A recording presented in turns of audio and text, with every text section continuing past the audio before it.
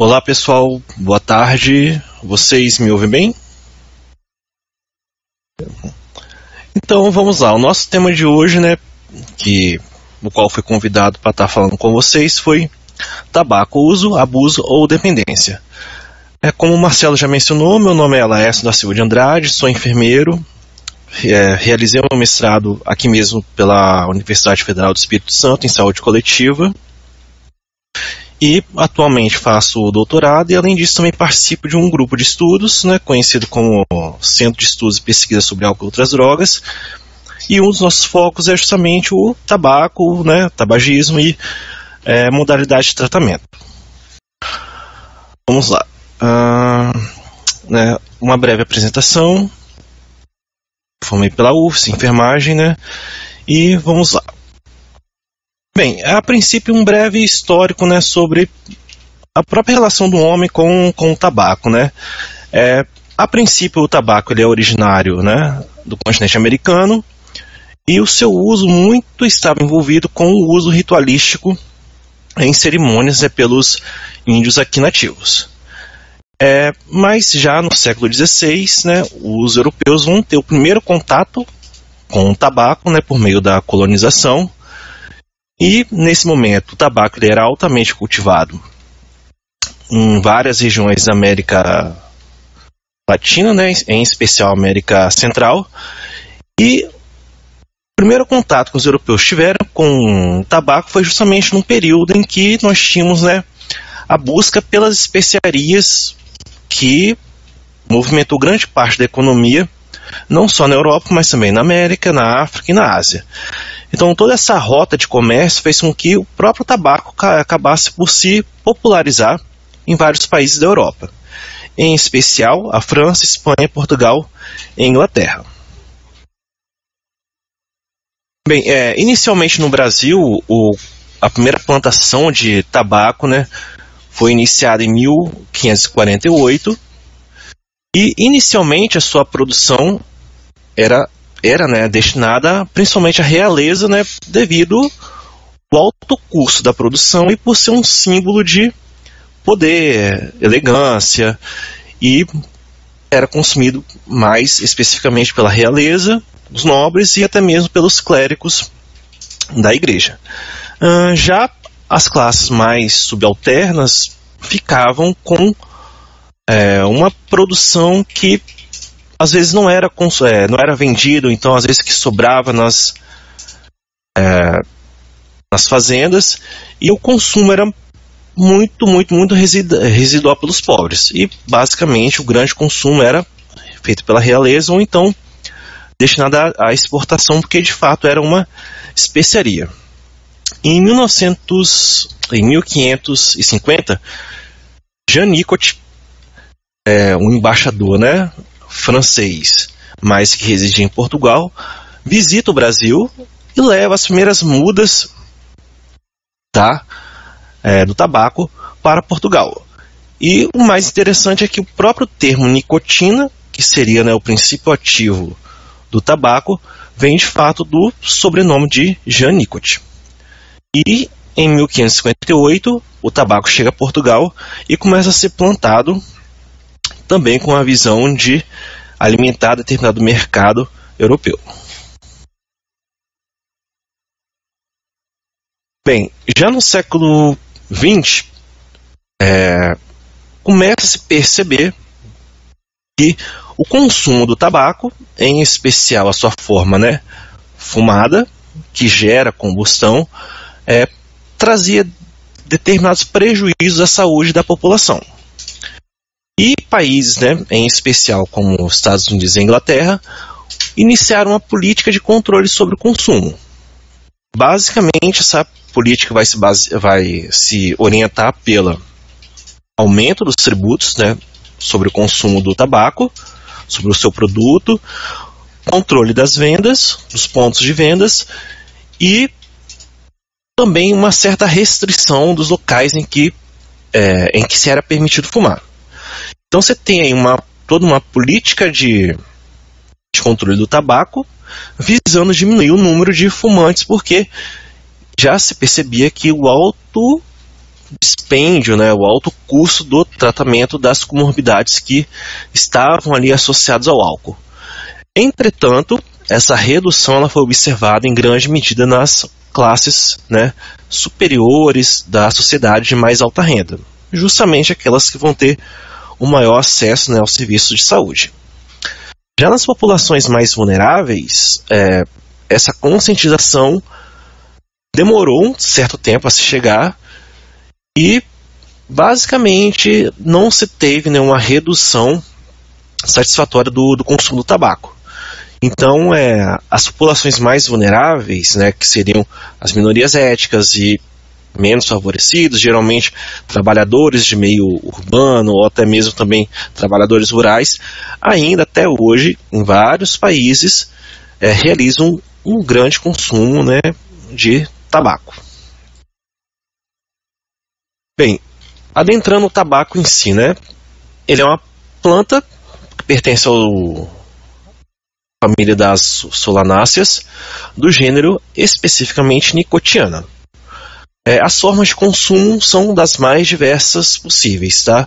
Mas em grande maioria a sua forma fumada, que mais conhecidamente nós temos cigarro, charuto, cachimbo, e ele também pode ser inalado por meio do rapé, que nada mais é que o tabaco ralado em pó, e também ele pode ser mascado, né? As folhas secas servem como se fosse um chiclete. A pessoa vai mascando, mascando, mascando, e através da mucosa da boca acaba absorvendo determinadas substâncias, né, e em especial a nicotina, por meio da mucosa bucal. No Brasil especificamente, né, a maior parte do consumo é da forma, né, do cigarro, e cerca de 15,1% realizam uso diário, tá? Isso aqui na população maior de 15 anos, segundo a Organização Mundial da Saúde. Vocês podem ver uma ilustração de um dos tipos, né, de tabaco, mais especificamente encontrado na América do Norte. Entretanto, o gênero mais consumido e plantado ou produzido é justamente a nicotina tabaco, né, que traz esse nome justamente por ter uma maior concentração de nicotina produzida em suas folhas, caules e raiz. Muito consumida no Ocidente, tá? Especialmente na América e Europa, mas a gente sabe que hoje a Ásia, especialmente a China, vem numa crescente enorme do consumo de tabaco, de novo, né? Porque vem se tornando as pessoas que fumam têm um certo status. Então, de certa forma, você fumar ou fazer o uso do tabaco, você passa para a sociedade que você pertence a um nível maior, né, de classe social.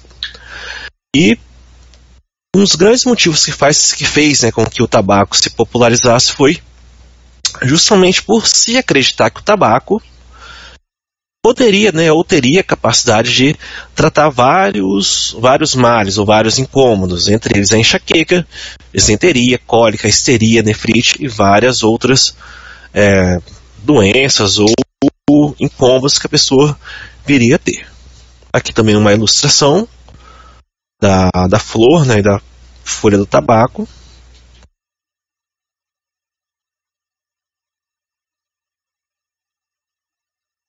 Bem, entretanto, o tabaco, ainda mais o industrializado, tem uma série de aditivos, tá, que favorecem o seu consumo. Qualquer um que teve já a oportunidade de pegar qualquer maço de cigarro e perceber a série de componentes que ali são adicionados, vocês vão ver que é uma grande quantidade que muitas das vezes chega até a ser incalculáveis, tá? Estima-se que existem mais de 4.700 substâncias aditivas adicionadas ao cigarro que vão favorecer o seu consumo, porque o cigarro realmente, o tabaco, né, realmente in natura ele é quase que inconsumível. E uma das principais substâncias, né, que vão estar associadas ao câncer é o alcatrão, né, que seria aí o grande vilão das mais de 4.700 substâncias que estará muito associada ao câncer. E a substância, né, que será responsável pela dependência é justamente a nicotina, que é uma substância psicoativa, uma estimuladora do sistema nervoso, tá? E aqui no esquema vocês podem ver várias das mais componentes que a gente pode estar encontrando no cigarro, né, industrializado. Muitos deles, né, tóxicos, como o monóxido de carbono, que é proveniente da queima, mas também uma série de outras substâncias, como o cádmio, que é encontrado em baterias, tá? Não significa que bateria é adicionado ao cigarro, mas o cádmio ele acaba sendo um mineral que está muito presente em plantações. Então, como a planta cresce naquele ambiente, ela acaba absorvendo esse cádmio, e a pessoa, em um consumo regular, acaba também absorvendo esse cádmio. Lembrando que é um metal pesado e tem um efeito acumulativo, e ao longo do tempo terá um efeito deletério sobre o organismo humano e a sua saúde. Outras, como o naftaleno, o formaldeído, que são outras substâncias usadas no tratamento da folha de tabaco. Bem, do ponto de vista químico, né, a nicotina é um composto orgânico, um alcaloide. Ele é produzido, né, na raiz da folha de tabaco, mas, né, armazenado ali nos caules, nas folhas. Ela é uma amina, tá, justamente por conter um composto de nitrogênio, e o mais interessante dela é que ela é uma substância estimulante do sistema nervoso central e uma substância lícita. O que significa? Que a sua compra, venda, circulação é legislada por lei. Então as pessoas têm um acesso legal ao consumo do tabaco, e isso faz com que o tabaco seja uma das substâncias, ao lado do álcool, com o maior consumo na população brasileira e também no mundo. Bem, a sua ação, ele é um agonista, tá, dos receptores de acetilcolina, do sistema colinérgico, e por isso ele vai ter essa ação justamente de estimulante, né, do sistema nervoso central. O pico de ação demora em torno de 15 segundos até atingir o sistema nervoso central. E cerca de 25% da nicotina inalada, tá, que vai atingir a corrente sanguínea, tem aí uma meia-vida de 2 horas, tá? E isso é justamente o que faz com que a pessoa que tem o consumo de tabaco tenha que manter um certo nível, tá, de nicotina circulante no sangue, e isso faz com que essa pessoa tenha o consumo, tá, de cigarros de 1, 2, 3, 4, 5, 10, um maço inteiro. Por quê? Porque essa pessoa tem que manter um nível satisfatório de nicotina no organismo. Justamente pelo fato da sua meia-vida ser muito curta. Vamos lá. A nicotina, né, ou o cigarro em si, ele acaba sendo um grande apaziguador do sistema nervoso. Porque, mediante a sua ação, ele vai estar liberando uma série de neurotransmissores justamente relacionados ao prazer, né, como a dopamina, a própria diminuição do apetite, a norepinefrina, que vai dar ao indivíduo, né, uma sensação de alerta e também uma diminuição da fome. É por isso que muitas pessoas que fumam acabam tendo a sua dieta alterada, acabam tendo uma diminuição do consumo de alimentos. Então, com isso a gente percebe que pessoas que fumam geralmente são pessoas magras, ou, dentro de um ponto de vista comercial, pessoas magras são justamente aquelas eleitas para serem determinados modelos de uma propaganda publicitária, tá? Um outro neurotransmissor também importante, excitatório, do sistema nervoso central, a acetilcolina, também vai dar, né, uma sensação de alerta, e alguns estudos indicam uma melhora da cognição do indivíduo. Vasopressina, serotonina, né, que é aquele mais aí talvez citado, né, entre os vários hormônios, que será responsável pelo humor, pelo bom humor, que também vai diminuir o apetite, que logo após o consumo do cigarro irá trazer para o indivíduo um alívio, né, da sua abstinência, quer dizer, esse longo período sem o consumo. E talvez aqui uma das substâncias neurotransmissoras que estão muito relacionadas também à redução da ansiedade e da tensão é justamente o GABA, né? Que é uma substância que, ao contrário das demais, é uma substância neurotransmissora que vai gerar uma redução da excitação do sistema nervoso. Então o indivíduo ele tem uma sensação de relaxamento. O tabagismo em si, tá? O tabagismo em si é considerado uma doença crônica. Ela justamente é crônica porque o indivíduo ele tem um comportamento que vai ser caracterizado o consumo por longo período. Geralmente quem fuma, né, você tem ali um perfil de pessoas que fumaram ou vão fumar durante o resto da vida. Já outras, por um menor período, 10, 15, 20 anos. Outras pessoas, logo na primeira experiência com o tabaco, ou com o cigarro, ou as outras formas de consumir a nicotina, vão cessar o uso e não vão dar prosseguimento. Mas o tabagismo em si é uma doença crônica que está presente no CID-10, tá? Ela foi introduzida em 1997 e é caracterizado pelo código F17, cuja denominação é transtornos mentais e comportamentais devido ao uso do fumo. Muitas das pessoas acabam não associando determinadas mudanças de comportamento ao cigarro, tá? Justamente porque muitas das vezes a gente vê a pessoa fumando no trabalho, vê a pessoa fumando na escola, ou vê um amigo fumando, e esse uso não traz grandes mudanças, tá, no comportamento, como é o caso do consumo da bebida alcoólica ou da maconha, por exemplo.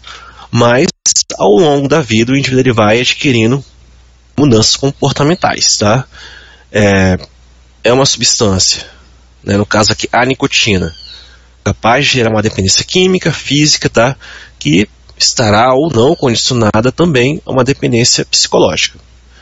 E como todas as outras substâncias psicoativas ou drogas, tá, ela é marcada pela progressiva tolerância à substância. O que isso vem a significar? Que uma pessoa, para ter o mesmo efeito daquela substância, ela tem uma tendência a usar cada vez mais. Então, por isso que a cada período que ela mais usa a droga, num próximo período, num próximo ano, aqui a 6 meses, 1 ano, ela aos poucos vai adquirindo uma tolerância, e essa tolerância vem também de uma adaptação do próprio organismo, que tem uma tendência a aprimorar mecanismos, né, de desintoxicação. Então o corpo ele se torna mais capaz de eliminar a substância. Então, para manter o mesmo nível de satisfação ou de efeito, a pessoa tende a usar uma quantidade maior e em um curto período de tempo.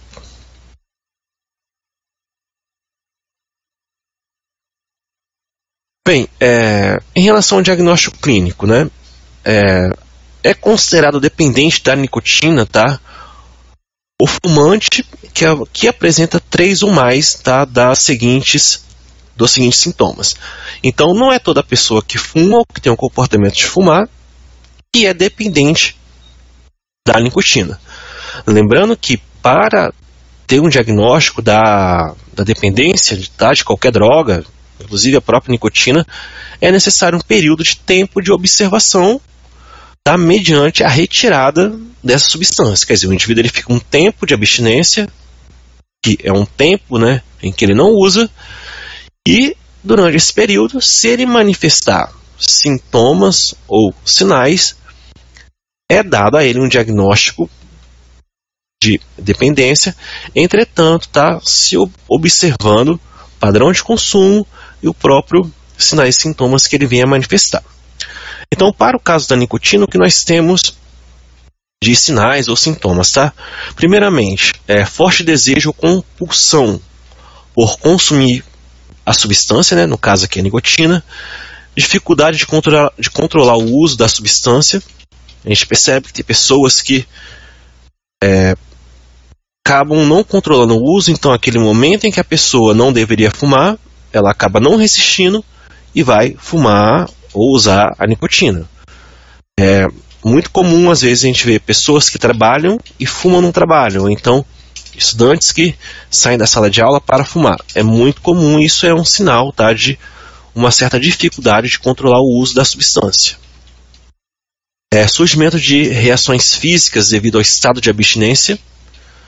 Tá? É muito comum, no caso da nicotina, a insônia, mas ao longo a gente vai ver outros sintomas.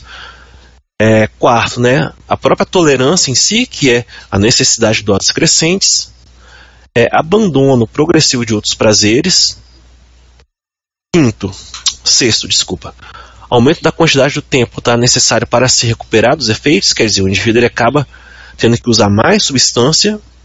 Esse item não é muito comum no cigarro, por não ter uma grande mudança no comportamento do indivíduo, mas em outras substâncias, como o próprio álcool, ou a maconha, crack, cocaína, é bem acentuada essa característica.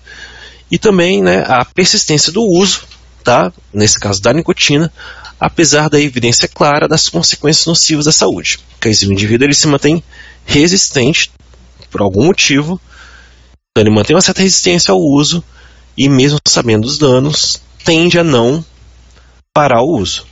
E aí, essa vai ser a principal definição do uso nocivo. Tá? O uso nocivo, ou o abuso, é todo e qualquer uso que traga dano. Então, o indivíduo ele pode usar somente uma vez, somente uma noite, apenas em uma festa, mas se aquele uso para ele traz dano, a partir daquele momento que ele usa se torna um uso nocivo ou abusivo. Lembrando que para o cigarro não existe, né, níveis seguros de uso do cigarro ou da nicotina. Aliás, para qualquer outra substância psicoativa.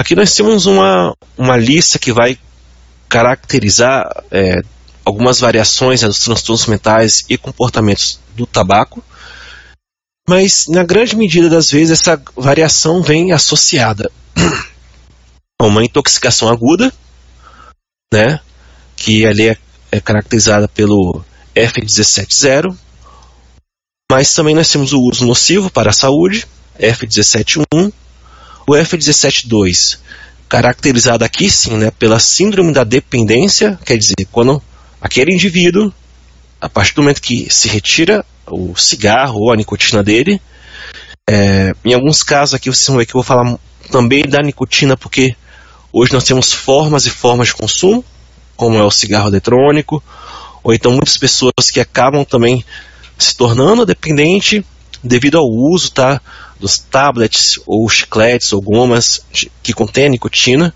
Então, a partir do momento que se retira a nicotina ou o cigarro, essa pessoa tem ali sinais e sintomas. O F17.3, tá, que estará associado aqui à síndrome da abstinência, quer dizer, período sem uso e com juntamente as manifestações clínicas da cessação do cigarro ou da nicotina. Bem, o tabagismo, tá? Quem é o fumante, tá? Uma das definições de fumante é aquela pessoa que faz o uso igual ou maior a 100 cigarros ou a 5 maços de cigarros em toda a sua vida e que fuma atualmente. Então, não é só fumar atualmente e não é só ter feito o uso de 100 cigarros ou 5 maços de cigarros, mas é sim os dois juntos ao mesmo tempo.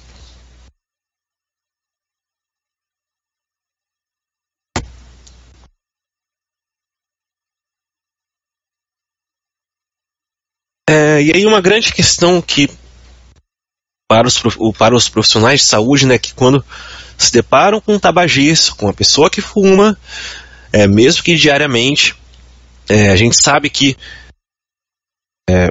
alguns vão mentir, vão omitir, mas aqui é uma questão que muitas pessoas às vezes ficam em dúvida.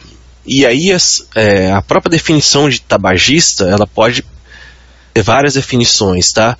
Mas as mais atuais e as mais usuais são aquele fumante usual, que é aquele que fuma pelo menos um cigarro nos últimos 30 dias. Fumante regular, que é aquele que passou pela experimentação, chegou até a dependência, então ele é uma pessoa que faz um consumo igual ou maior a 100 cigarros na vida e que também realiza o uso atual. O ex-tabagista, que é aquele tabagista que passa por um período de cessação durante um mês, e aqueles que não são fumantes, quer dizer, nunca fumaram ou fumam ou usaram, né, o cigarro em um mês e não continuam e não deram progressão ao uso do tabaco.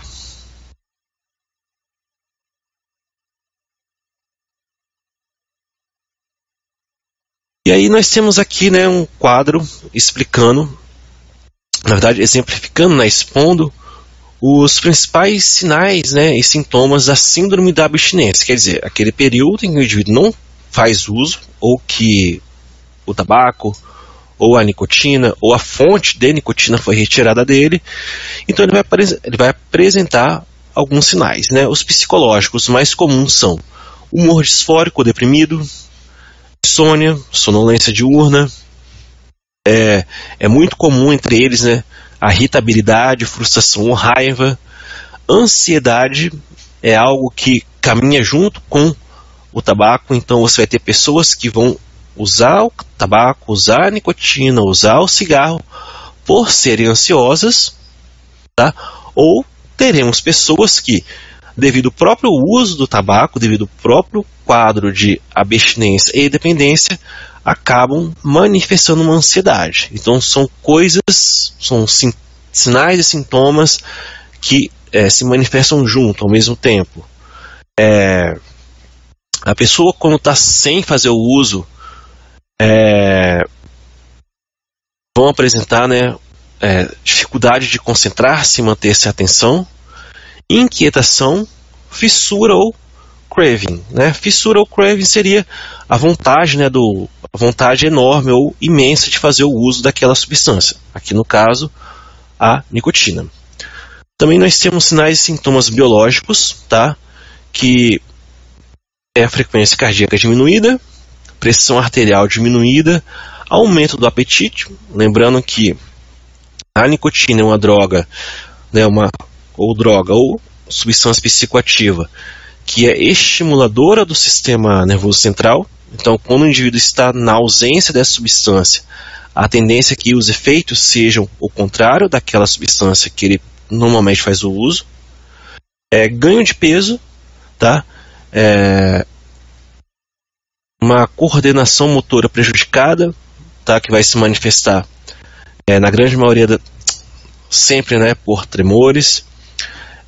Também, né, os problemas sociais que vão advir desse quadro, tá?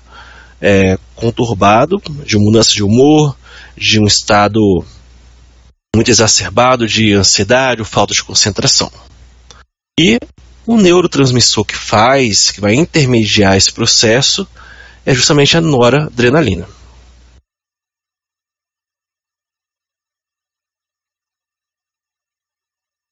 E aí nós chegamos na abordagem e tratamento do tabagismo.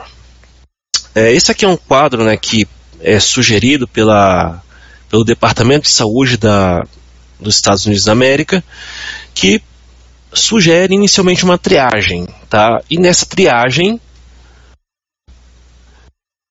o seu paciente ou usuário ali do sistema, ele terá 3 caminhos possíveis dentro desse esquema. Primeiramente, ele pode não ser, tá, um usuário do cigarro ou da nicotina ou do tabaco. Então se preconiza que se realize uma prevenção primária com a conscientização visando, né, justamente a prevenção do seu uso futuramente. Nessa triagem você pode perceber que o seu paciente ou usuário, ele é uma pessoa em remissão, então ele é aquela pessoa que pode estar passando ou ocorrer uma recaída, quer dizer, ele voltar ao uso. E aí aqui nós temos duas coisas muito importantes, que é a identificação dos fatores de recaída, que pode ser o estresse, a depressão, a ansiedade, a própria abstinência em si do tabaco, e também, visando, né, a prevenção de recaídas, o estabelecimento de estratégias, que você pode fazer um combinado com o seu paciente, um acordo de se utilizar de estratégias que venham a prevenir ou proteger seu paciente ou usuário do sistema de saúde de uma recaída e ele voltar ao uso. E o terceiro caminho o indivíduo pode ter nessa triagem se ele de fato realizar o uso do tabaco, em que ele pode ou não manifestar, né, o desejo de interromper o uso. Então, nesse caso, o profissional ele vai se apropriar de estratégias, né, motivacionais, das mais diversas possíveis, se utilizando de uma criatividade, ou de uma dinâmica de grupo, ou até mesmo usando cadernos que o próprio Ministério da Saúde já elaborou dentro do seu programa de controle de tabagismo. E, mediante essa intervenção, você pode conseguir ele, né, conseguir fazer com que ele tenha vontade de interromper o uso. E aí nós temos, logo abaixo, uma série de ferramentas ou métodos que o profissional pode estar se utilizando. Aconselhamento, a intervenção breve, a terapia cognitiva comportamental possuem uma grande capacidade de serem aceitas por determinados indivíduos. Outros vocês irão ver ou já perceberam na sua unidade básica de saúde que são mais resistentes, ou irão procurar somente a própria terapia medicamentosa, que ao final a gente estará falando.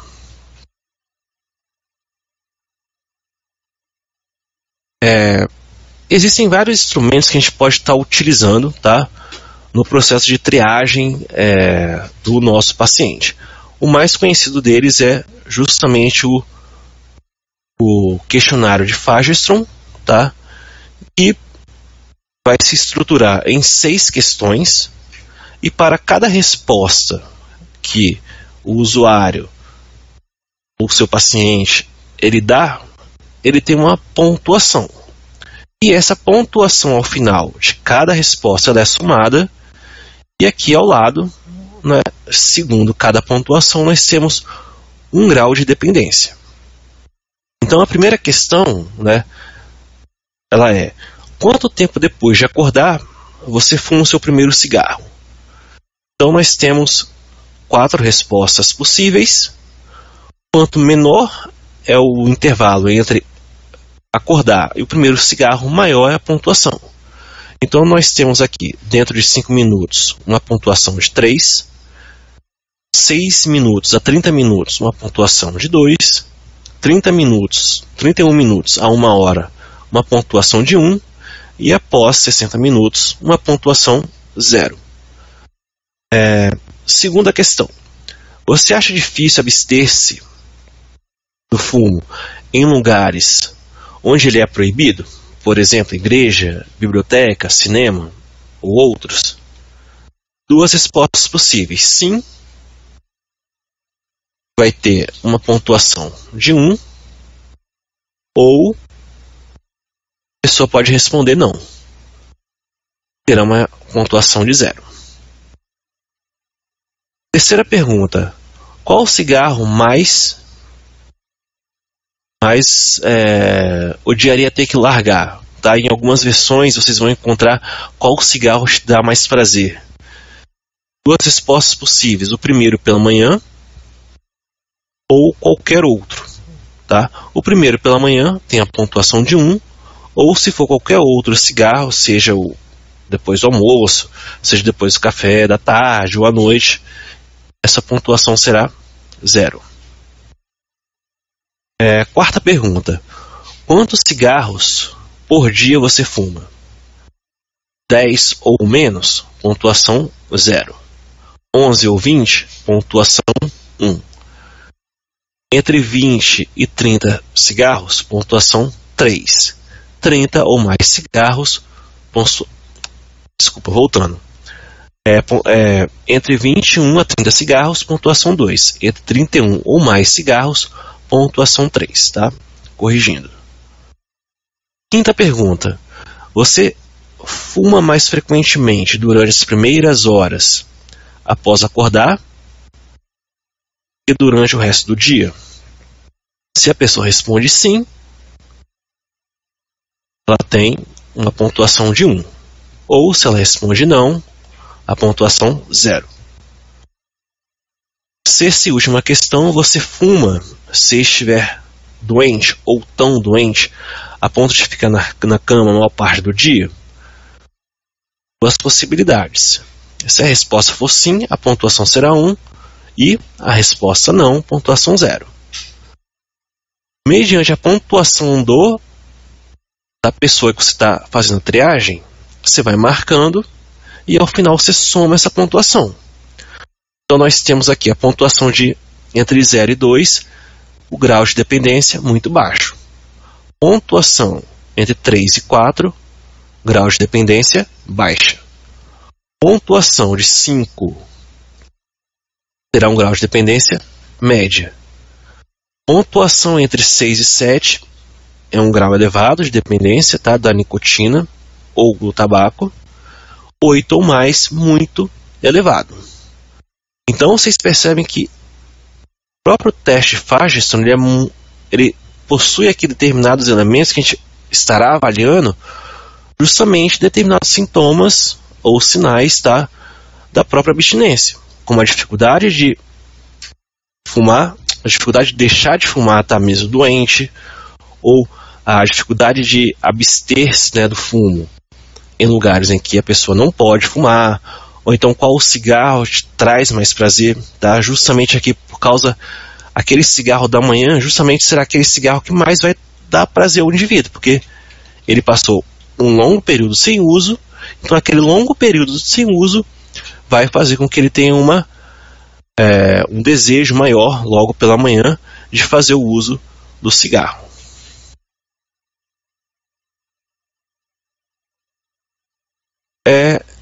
Em relação aos fatores que o profissional deverá estar atento, né, fatores que vão propiciar ou vão favorecer a recaída, né, no caso, voltar ao uso do cigarro ou de outras formas de consumo de tabaco. Aqui vocês estão vendo uma tabela que é oriunda de um estudo realizado por Cross, e nós temos a primeira coluna, sintomas, e aí nós temos logo abaixo uma listagem de sintomas, duração desse sintoma, se esse sintoma ele foi ou não reduzido pela terapia de reposição da nicotina, que é o uso da nicotina em forma de tabletes, ou chicletes, ou gomas, e se esse fator ele foi importante ou não para a recaída, mesmo em tratamento da nicotina. Então o que nós temos aqui, justamente a depressão e a fissura foram aqueles sintomas, tá, que propiciaram uma recaída, que aumentaram a chance da recaída na população. Então, o profissional que está acompanhando, ou que está ali exercendo um grupo, né, ou tocando um grupo de tabagismo, deverá estar atento aos seus pacientes ou usuários, esses dois sintomas, tá, ou sinais, porque são sinais que de fato vão aumentar a chance do seu paciente ou da pessoa ter uma recaída. E, só voltando aqui, na terapia, né, medicamentosa, a gente vai ver que é justamente sobre esses dois sintomas que a terapia medicamentosa irá se propor, tá, a atenuar ou até mesmo anular os efeitos no paciente ou pessoa. E aí as estratégias motivacionais. Lembrando que o tratamento do tabagismo ele pode ser feito com diversos mecanismos, tá? E o mais importante dele é justamente as estratégias motivacionais, porque você vai manter a pessoa que você está assistindo motivada a continuar com o tratamento. Então, e isso pode ser feito de várias formas, desde o momento em que você trabalha com ele a melhora da saúde, tá?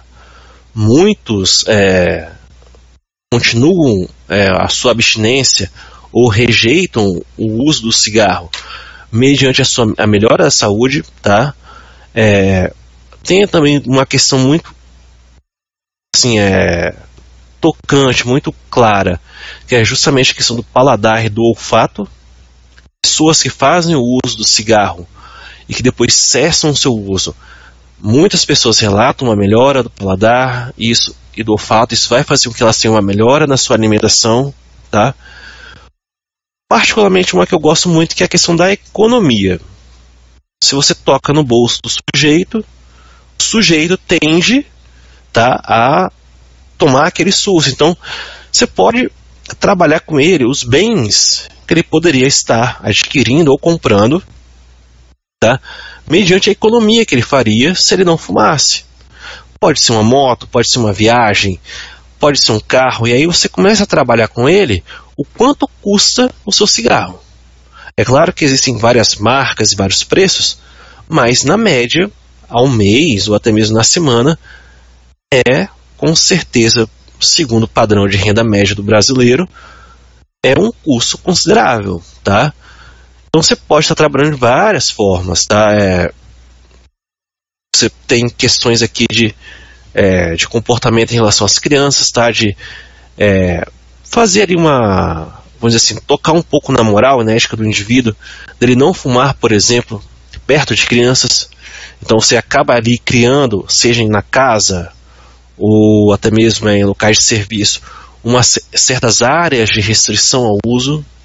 Isso também favorece a conscientização da pessoa que é tabagista.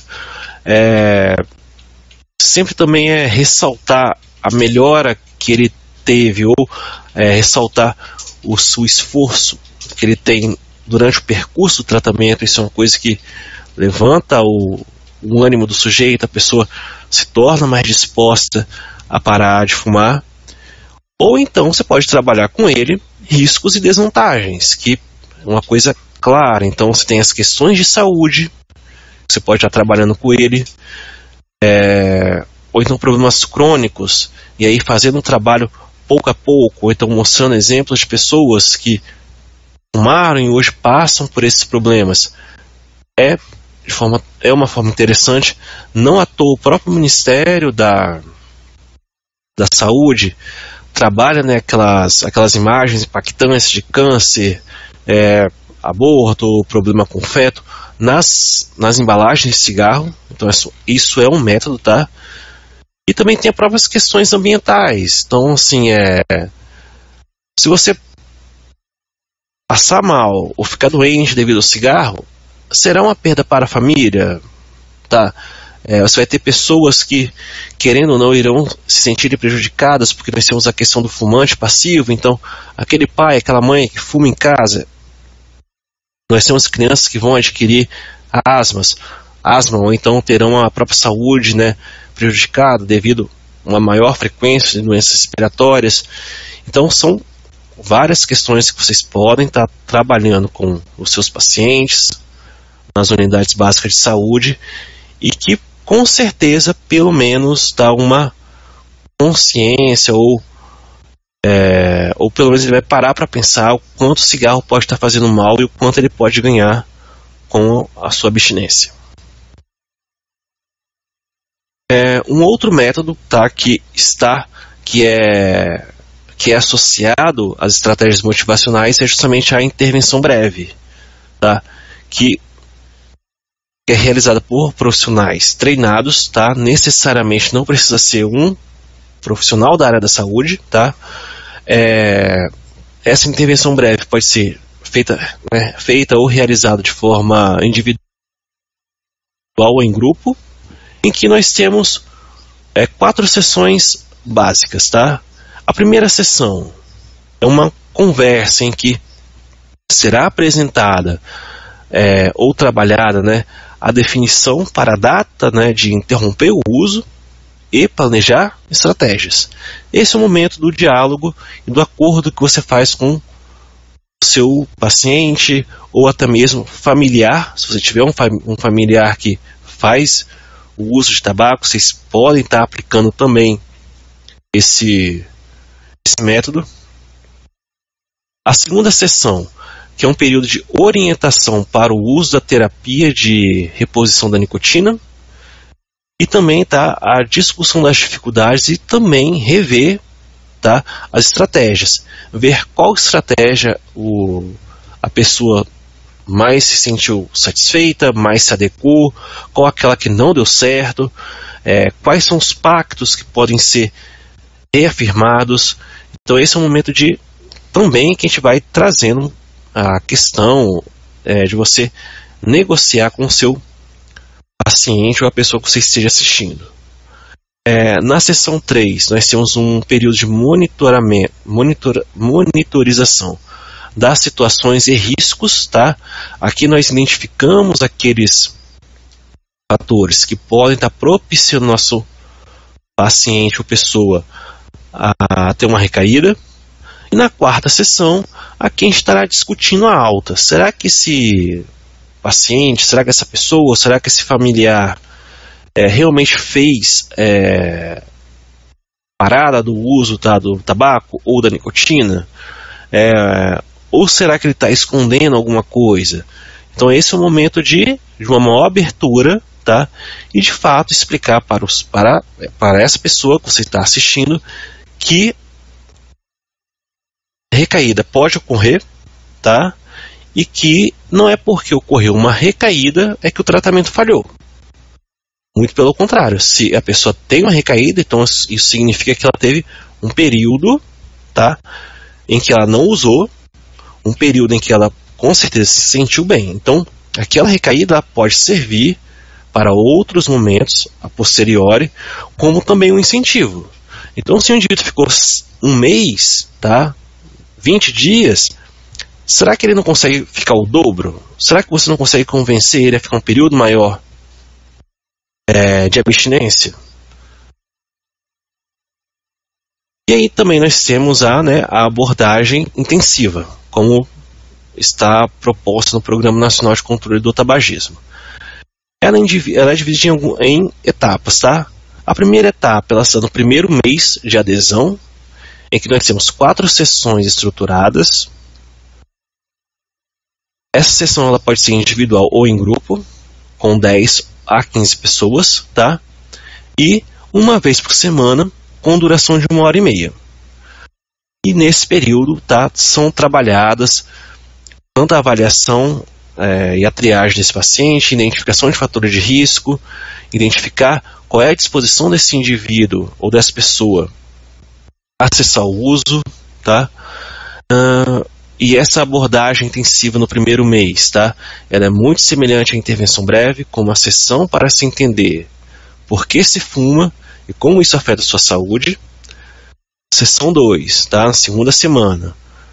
Os primeiros dias sem fumar, em que a pessoa vai relatar quais foram as dificuldades, os benefícios desses primeiros dias sem fumar, sem fazer o uso da nicotina ou tabaco. Sessão 3. Como vencer os obstáculos para permanecer sem fumar?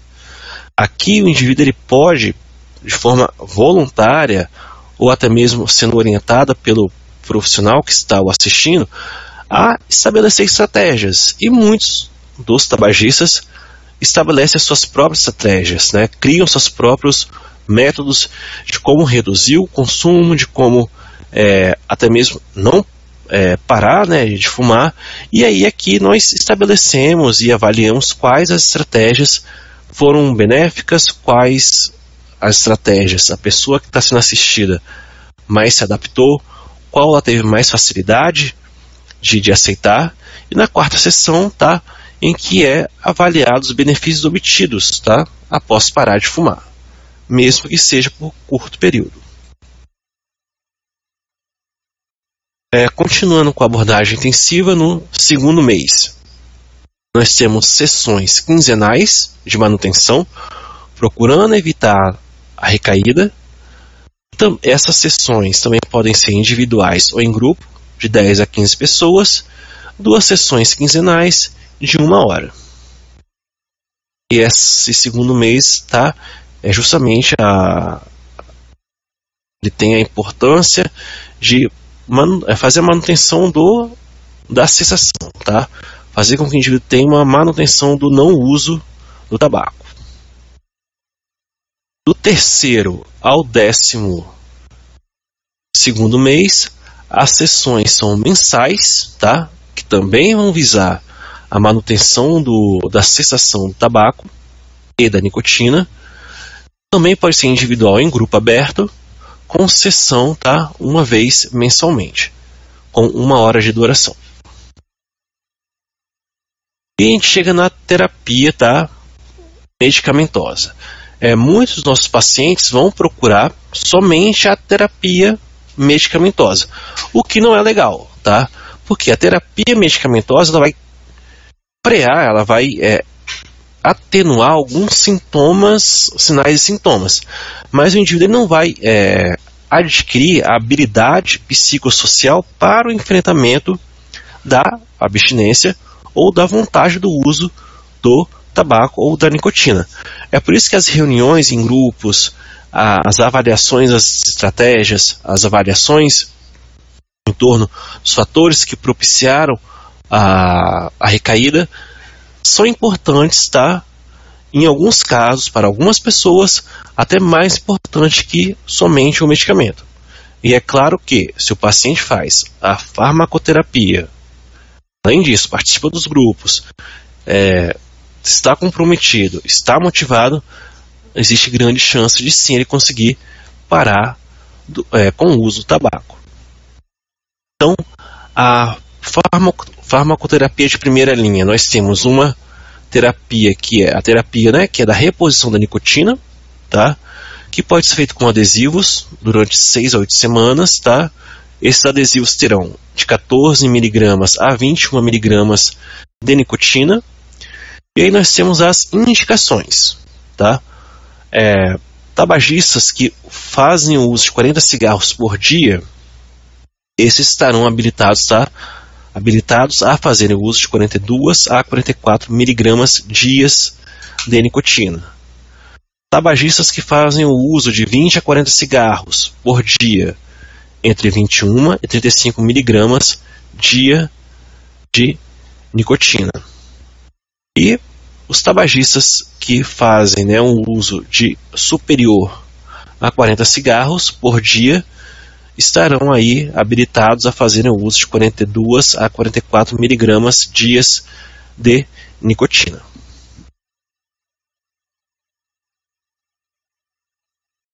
Ainda continuando, tá, na farmacoterapia de primeira linha, temos também as gomas de mascar, que são orientadas, né,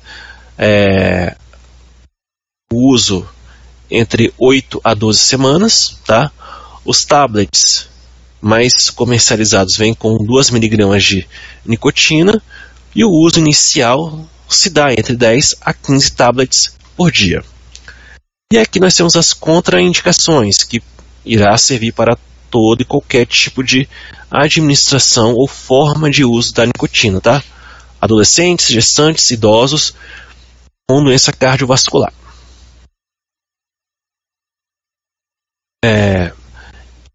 Nós temos também uma opção que é o uso da bupropiona, tá? É um medicamento que vai ter o seu efeito sobre os eventos de depressão e ansiedade, tá? Uma dose inicial de 150 mg, tá? Durante 3 dias. 3 vezes ao dia, e a partir desses 3 dias, tá? 300 miligramas por dia, 8 horas entre doses, por 7 dias da semana. Outras indicações, as mesmas, tá?